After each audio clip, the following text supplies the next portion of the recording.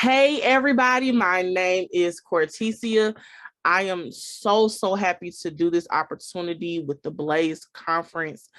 I am like super stoked. I really want to be able to impart something with y'all so that y'all can take this away and not focus so much on uh your failures. And we're going to go into redesign your branding power, strategy design to attract opportunities and profits.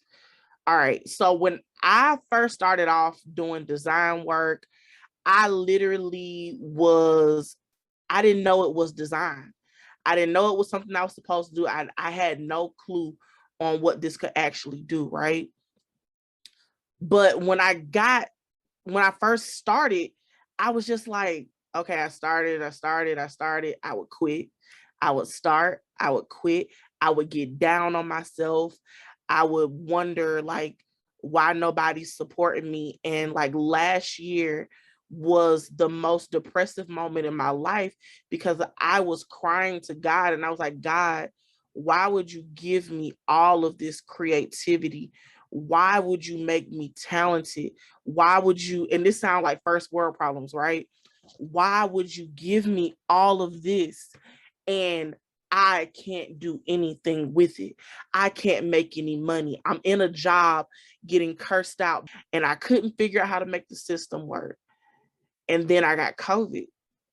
When I got COVID, and the anniversary was October 27th of me having COVID, I literally went through and I was like, God, if you let me live through this, I promise you I will go out here and I will take chances and do what I need to do to grow. So a part of my redesign and me stepping into these spaces has been about me taking chances.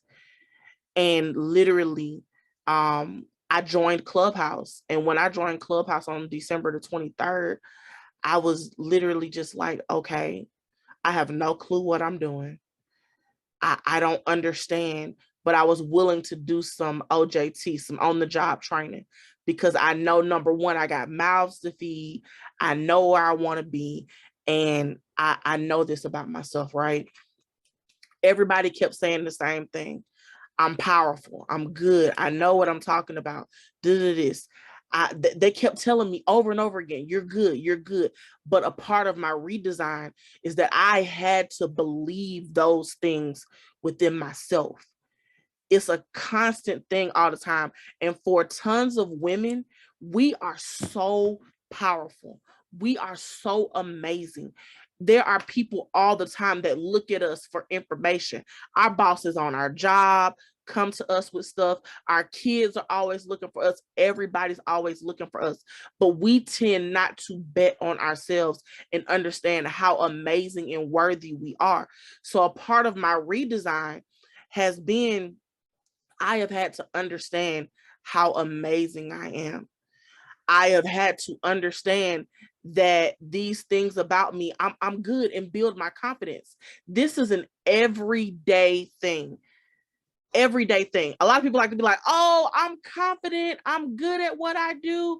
Everything's amazing. That is a falsehood. What you're seeing on Instagram, what you're seeing on Facebook is strictly for the likes. It's not real. Just because you see these poised and precious videos, it does not mean anything. It doesn't mean anything. So when we're out here and we're trying to design who we want to be, the lifestyle we want to have, the first thing you have to, take into account is yourself, the confidence you have in yourself, where you want to show up, where you feel comfortable. I have ADHD, narcolepsy, PCOS, and I have bad knees from pop, lock, and drop it days. And if you don't know about pop, lock, and drop it, you can look it up. Literally going through and pop, locking, and dropping it, I can hear my knees now sound like Rice Krispie treats, right? So because that's all the way out. And old basketball injuries, the ability for me to recognize, okay, my body ain't built like it used to. I used to be able to run up and down the court in basketball. I gotta listen to this redesign. And as we go and we progress through different ages, our ages and different points in our lives, our redesign looks different. So you need to assess your redesign for self.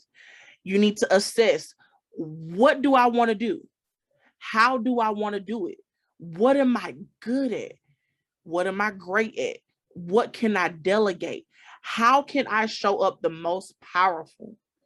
Are there things and people in my life that I am nurturing that I need to let the fuck go?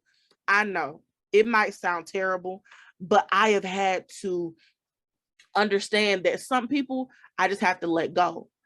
During this time period where I've been growing my brand and going out there, I've been deciding on, what kind of customers I want to attract, who meshes well with me. I've taken a Myers-Briggs personality indicator, and on that Myers-Briggs, I'm an ENFP. So it's certain things I don't mesh well with. I've taken a personality quiz about how I like to experience love. I've been going through my redesign of building my business as well as my redesign of building myself. And opportunities come to me when I start to accept these things about myself. I have always been a really I won't say a hard female, but I'll say a very tough female. And it can come off as hard, that strong Black woman ideology. That's bullshit. I literally had to debunk that myth within myself, because I thought being a strong Black woman meant that I don't cry. It meant that I don't shed tears. It meant all of these different things. And it took for me to go through a complete breakup with a man that I'm still in love with now, for me to understand that parts of my redesign will include human characteristics. We have been taught so many times that we have these superpowers and we're multitasking, trying to pull all of these things together. And sometimes my ADHD brain comes off and it's like, okay, bounce here, bounce there. Like literally on my computer, I have about 68 open tabs. I have to, as a part of my redesign, take time out to focus on 4 major tasks a day.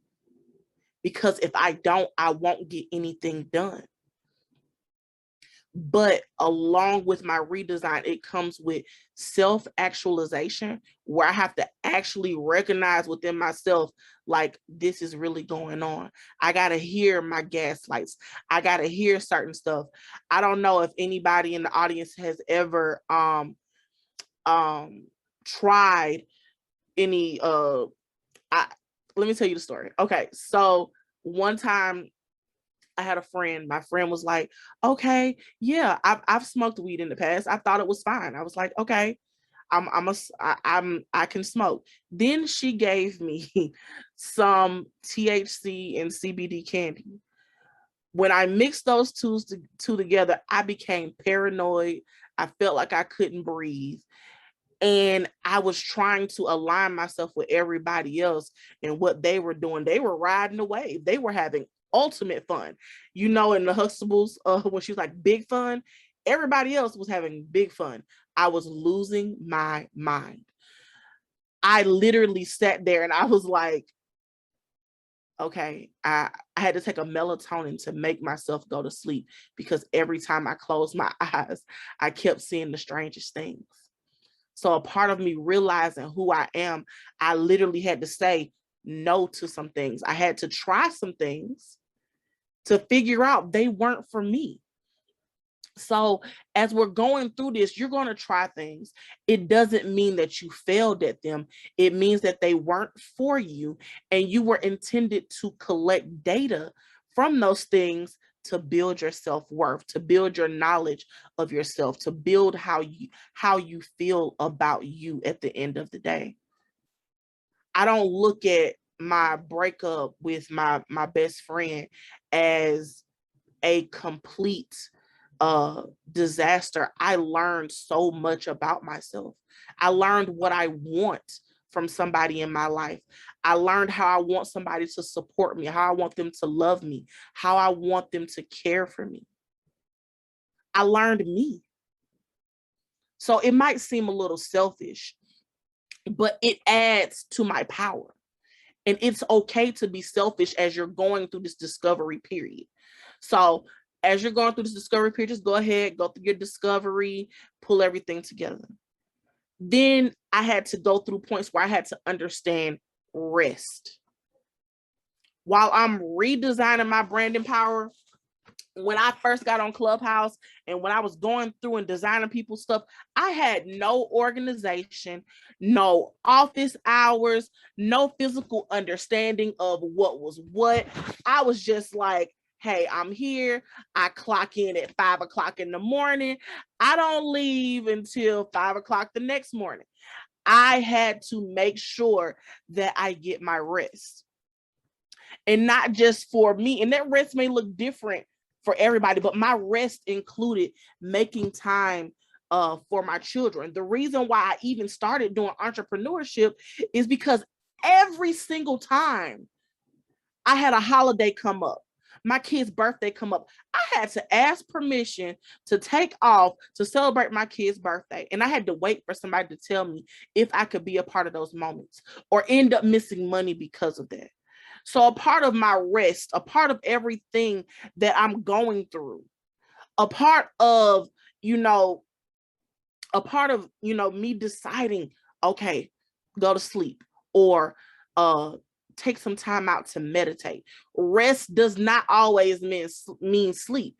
It means just taking some time out to just sit with yourself. Or if you swim, it may seem like it's an active thing, but I know for me, it's hard for me to actually rest. So where I enjoy myself is I spend time on Netflix watching Criminal Minds. That is my rest. I know it might seem gruesome. It might seem like a lot. But my rest is literally taking time out to not think about anything. I have a 5-minute YouTube that I watch. I do meditation. I do that throughout the day. And you'll see that your mind starts to come back. And your mind comes back and it's like, okay. Like your mind comes back after you clear it of all of the gunk. Your rest period is the time when you clear everything out. And it may seem like your list is never going to get done. But guess what? If you sit here and keep a collection, a running list, a lot of people like to say, I have a running list, right? A running list is not productive. It's not productive, especially if you're not planning for your rest periods. If you don't start planning for those rest periods, then you're going to have this running list and it's constantly flowing throughout your mind. Your mind gets tired. Your brain gets tired. Your body gets tired. If you've ever watched Twilight, when Bella first becomes a vampire, she's like, I feel physically that I can demolish a building, but my mind, it doesn't rest because in the movie, vampires don't sleep, right? So she's not able to clear out her mind, clear out her gunk. She's not able to process and just wipe the slate clean. Now, that may be difficult because you're like, I've never actually done that before.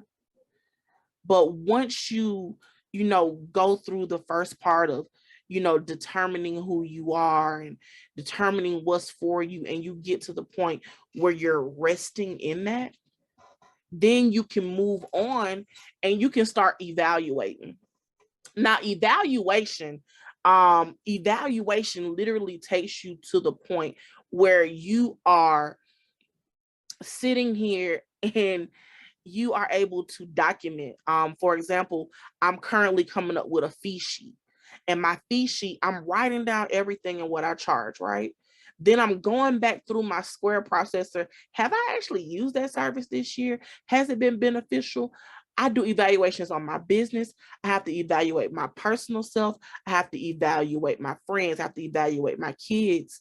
I have to, and it's, when people think about evaluation, like when I was working a job and they would evaluate me, they would put me on a scale and determine how they feel I performed, right? You have to do the same. Determine what your scale is for yourself, but be kind to yourself as you are evaluating yourself. If you are kind to yourself, and that's where a lot of women fail at, they're not kind to themselves. They're so freaking hard on themselves when they go through their own evaluation. They're like, this didn't get done, this didn't get done, and they don't even take time to celebrate in the middle of their evaluation. When I was going through this year, I made it where I was able to make a $5,000 month. I was so happy. I was happy I made the 5,000, but I was unhappy because at the same time, I was going through a breakup. I picked myself apart, trying to figure out things about myself. I said, you were too hard. You were too this. You were too that. Finding every single negative thing that I could say about myself.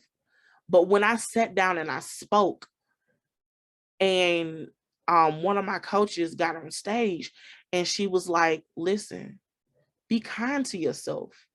Celebrate this moment. Enjoy this moment. Enjoy this moment. And when you're going through this evaluation, a lot of it's going to be certain moments where you're going to feel like, I wish I could have done this better, right? But did you meet an expectation? Did you do well enough where your heart feels good? Did somebody win because of you? Did you get a message? Like I took time where in my evaluation period, I looked at my reviews on Google. I looked at my reviews on Facebook, people who sent me text messages and screenshot. And I had to realize during my evaluation period, I was battling a lot. And I go through evaluation every day. Like, don't ever think that while you're trying to achieve your dream, your entire dream, that it's just going to be like, oh, I'm achieving my entire dream. I'm achieving my entire dream. Everything is going to be fine. I'm just evaluating right now. No, businesses evaluate their finances and how they're doing so they can speak out to investors very frequently. And we have to assess our personal selves just as frequently, right? So while you're going through and evaluating these things about yourself, it's easy. It's very, very easy to find every evaluation of something negative. I mean, I can't tell you how many times I can sit here and I'm like, oh, I did this good. But then this little creepy little voice comes up behind me and it's like, but did you? Did you really? Like, did you really do a good job? What could you have done better? What could you have focused on differently? And then my mind is like, did you really do that good? I make sure I keep a collection of my positive things where they're easily accessible while I'm chasing my dreams, while I'm chasing my goals. As I'm going through these things, I make sure it's easily accessible for me. So when I'm feeling like I'm flailing or I feel like I can't find anything good for my evaluation based on my scale, that I can easily reach out to those and I'm like, okay, they said this about me. They said this about me. And I can speak against those things. Anybody that's a believer, you have to have words, whether it's affirmations or anything like that, to speak against negative energy that may come to you during your evaluation period, whether it's a scripture in the Bible, whether it's kind words somebody said, whether it's a positive memory, any of that, you have to hold on to that during the evaluation period. Because like if you look at me, you know, I'm a plus size female. Women are more common during their evaluation of themselves to find so many things wrong with themselves and to pick at themselves and to find there's a hair out of place and things like that. And you're not focused on the things that actually are there. So while you're going through your evaluation, you are going to evaluate positive, evaluate negative, but you're going to focus more on the positive. And then when you see the negative, you're going to address those things and say, okay, yeah, this is hard, but this is what I could have done better, and take the data from that. Then you want to go to A, which is alignment. I want you to align. And this is where you start to attract your opportunities and profits. You start to align yourself with people, places, and things. When you look at that negative list, you're like, okay, let me meet up with this person. Let me talk to this person. Let me work on this. I'm going to do this. And you can align with those people and be able to go forward. Now, your circle may be small at first, but remember that you were separated. It doesn't mean that you're alone. You may be by yourself, but you're not alone during this process. So don't be afraid when you get to the alignment period to actually reach out to the people that you have been aligned with. When we sit here and we struggle by ourselves, that's when we go through the most pain, and we're not meant to be alone. So make sure you reach out and you align yourself with opportunities and profits so that you're able to go from there. And then when you finally get to the very last part of your dream, which is the M, I really want you to take some time, and I want you to just have that mood. And what mood is that? I want you to have that amazing mood that you just look up and you're like, I did that. I want you to have a mood of positivity. All of these comes together in your redesign of your branding power, and how you show up powerfully for people. People can see your mood, your actions, and how you feel very easily. They can see it in your posts, how you show up, all of that. Follow your dreams. Follow your dreams as a part of your redesign. Now, I went through a whole process. I know I didn't explain it probably the best, but as you're going through, remember the D in dream is for you to define yourself. The R is for rest. The E is for evaluate. The A is for align, and M is mood. Remember, you are a mood, whoever that is. It helps you show up authentically so you can attract your ideal audience. And I promise you, baby, nobody in this world can mess with you while you are understanding that your brand is a mood. You are the brand, and I want you to go out here and dream to the best of your ability and attract maximum opportunities and profit.